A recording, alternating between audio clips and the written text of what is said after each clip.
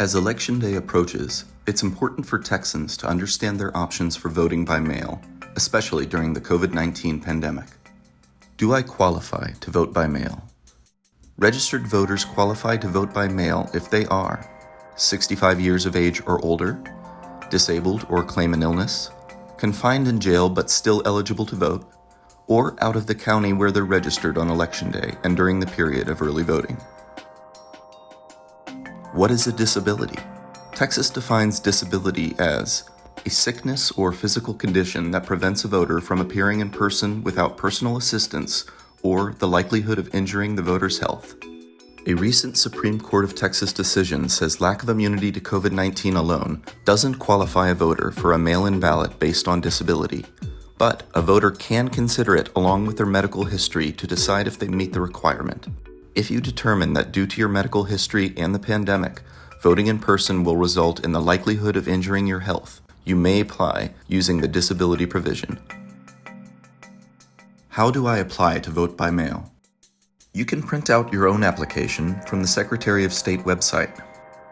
Completed applications can be mailed or dropped off to your local county elections office, which can also be found at the Secretary of State website. When will I get my ballot? For most people voting by mail, Texas counties must receive completed ballots by Election Day. If they're postmarked by 7 p.m. that day, they'll be counted if they come in the next day by 5 p.m.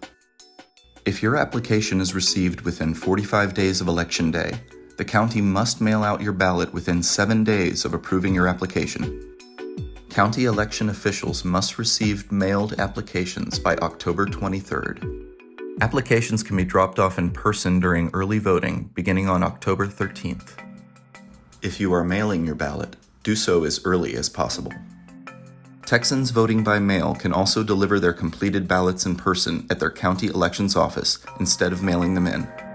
This is typically only allowed while polls are open on Election Day, but the state has expanded that option during the pandemic to allow voters to return their ballots in person prior to and on Election Day. Those voters will need to present photo ID when dropping off their ballots. Be careful filling out your ballot. It can be rejected for multiple reasons. Not signing your ballot? Ballot review boards may find a signature mismatch between what is on the ballot and on the voter application. If a voter indicated that they would be out of the county during the voting period, but the ballot was mailed from within the county, or missing the deadline. Who can I call to make sure my ballot is received?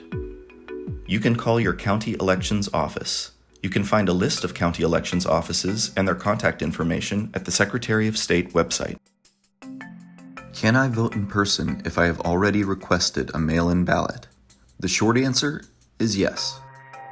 The process will be more streamlined if you bring your mail-in ballot with you to your polling place so you can surrender it before casting your vote. If you don't have your ballot or never received it, you can still cast a provisional ballot.